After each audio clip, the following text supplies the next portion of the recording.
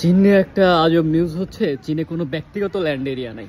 মানে আমরা যেরকম বাংলাদেশে বলি না যে আমার বাবার এত বিঘা জমি, আমার দাদার এত বিঘা জমি ছিল, আমার এত বিঘা জমি, এরকম চীনের কেউ বলতে পারবে না। কারণ চীনের পুরো যে ল্যান্ড এরিয়া আছে এটা হচ্ছে গভর্নমেন্টের। তাহলে একটা কোশ্চেন হতে পারে যে এখানে তাহলে সবাই বসবাস কিভাবে করে, যেহেতু কারোই এখানে জমি না। এইখানে ফার্স্টে যে এখানে বসবাসের জন্য আর কি উপযোগী বা বসবাস করা যায় এরকম একটা জায়গা, এখানের চাইনিজ বিভিন্ন কোম্পানি আছে, ল্যান্ড কোম্পানি, যারা আর কি এই ফ্ল্যাট তৈরি করে বা বিল্ডিং বানায়। তো ওরা এরকম একটা জায়গা আগে কেনার পর সেখানে 30 তলা বা 40 তলা করে চাইনিজ যে এখানে বাসাগুলো আছে এগুলো খুব ছোট না, লাইক যে বাংলাদেশে যে 4-5 তলা করে বিল্ডিং থাকে এরকম না, মানে হিউজ 30-40 এরকম হাই লেভেলের বিল্ডিংগুলো বানায়।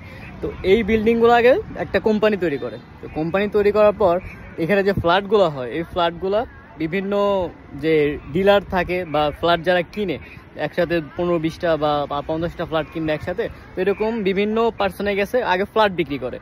ওই কোম্পানিটা ফ্ল্যাট পার্সন টু পার্সন বিক্রি করবে। বিক্রি বলতে একটা লোন টাইপের, নির্দিষ্ট সময় পর্যন্ত এটা দিবে।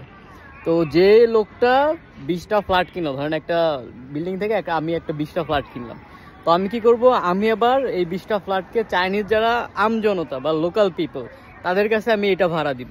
আমি এটা ভাড়াও দিতে পারি বা একদম চুক্তিতেও দিতে পারি যে আমি এখানে 5 বছরের জন্য আমি এটা লোন দিলাম, লোনে নিলাম আর কি আমি এই জিনিসটা। তো এরা এইভাবে একদম গভর্নমেন্ট থেকে শুরু করে একদম আমজনতা পর্যন্ত এইভাবে তাদের বাসা বা বাসস্থান নির্ধারিত হয়। এখানে বাসা বাড়ি ভাড়া আবার বাংলাদেশের মতো না, জাস্ট একটা রুম দিলাম আর কোনো কিছুই না, বাকি সব নিজের আবার কিনতে হবে এরকম না। এইখানে যারা ফ্ল্যাট কেনার পর এখানে বাসায় যতগুলো আসবাবপত্র বা যত টাইপের জিনিস দরকার হয় ওরা নিজেরা কিনে প্রোভাইড করে। যে এখানে বেড থাকবে, এসি থাকবে, যা মানে একটা বাসায় যা দরকার হয় সব ল্যান্ডলর্ড তোমাকে প্রোভাইড করবে। তো এইভাবে আর কি চাইনিজরা এখানে বাসা ঠিক করে বা বসবাস করে আর কি। তো এটা ইন্টারেস্টিং, বাংলাদেশের সাথে মিলে না, বাট হ্যাঁ ডিফারেন্ট অনেক।